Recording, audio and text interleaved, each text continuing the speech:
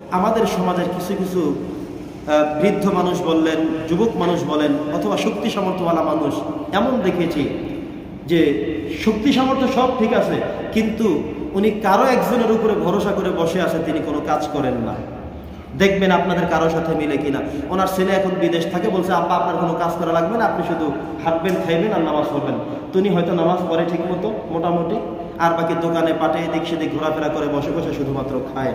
আসলে আপনার যে শক্তি সামর্থ্য এখন আল্লাহ রেখেছেন, আর আপনি যে আপনার ছেলে পাঠাবে আর সেইটা খাবেন, আপনার ভাই দিবে সেটা খাবেন, আপনার বাবা দিবে আপনি সেটা খাবেন, এই আশায় বসে থাকাকে ইসলাম জায়েজ বলে নাই।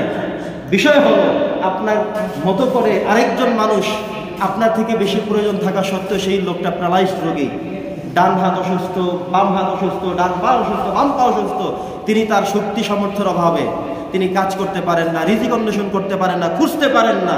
সেই লোকটা কত কষ্টের মধ্যে আছে। আর আপনাকে আল্লাহ সব দিয়ে রাখলেন, আপনি কোনো কাজ করবেন না, সন্তান দিলে সেটা খাবেন, আপনার বাবা পাঠালে সেটা খাবেন, আপনার ভাই দিলে সেটা খাবেন, এটা ইসলাম সমর্থন করে না।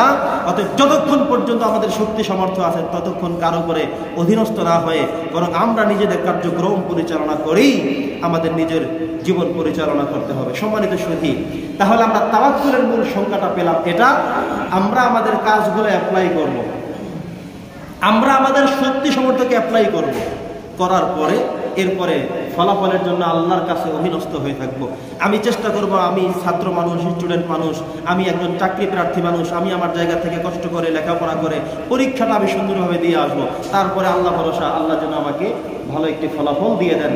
কিন্তু দেখা গেল যে আমি যখন এই কাজ করলাম না, আমি যখন দেখা যায় যে এই কাজটুকু আমি করতে পারলাম না, তখন দেখা যায় যে আমার বিপদ চলে আসবে। সম্মানিত উপস্থিতি, প্রিয় সুধী, তো যে বিষয়টুকু বলছিলাম যে তাওয়াক্কুল, আল্লাহ ভরসা, আল্লাহর উপর অধীনস্থ, আমি আমার কাজ, আমি আমার পারদর্শিতা, আমি সেটাকে অ্যাপ্লাই করব, ফলাফল চাইবো আল্লাহর কাছে, আমি আমার পরীক্ষা ভালো করে দেওয়ার চেষ্টা করব, ফলাফল চাইবো আল্লাহর কাছে। এভাবে করে সব কিছু আপনি আপনার চেষ্টা কষ্ট সহ যা কিছু প্রয়োজন আপনি সব কিছুই করে যাবেন, অ্যাপ্লাই করবেন, চেষ্টা করবেন, বাস্তবায়ন করবেন, আর ফলাফল চাইবেন শুধু আল্লাহর কাছে। তখনই আল্লাহ তাআলা বলেছেন যে ফাইজা আযামতা ফাতাওয়াক্কাল আলাল্লাহ। আমাদের সমস্ত কষ্ট চেষ্টা সব কিছুকে অ্যাপ্লাই করে আমরা একজনের উপরে ভরসা করে থাকবো, তিনি হচ্ছেন আল্লাহ তাআলা। সম্মানিত সুধী, ফলাফল পাওয়ার জন্যে আমাদেরকে মোট 4টা স্টেপে কাজ করতে হবে। কয়টা স্টেপে? 4টা স্টেপে কাজ করে। পঞ্চমটা হলো তাওয়াক্কুল আলাল্লাহ।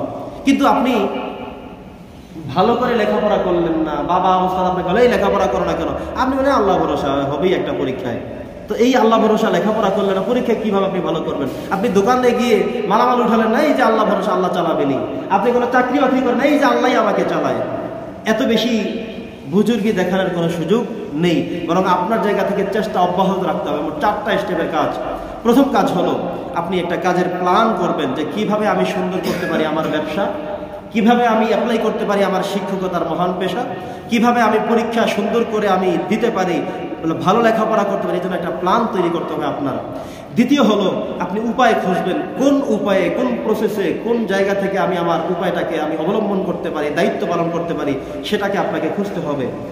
তৃতীয় নম্বর হলো আপনি আপনার জায়গা থেকে চেষ্টা চালিয়ে যেতে হবে।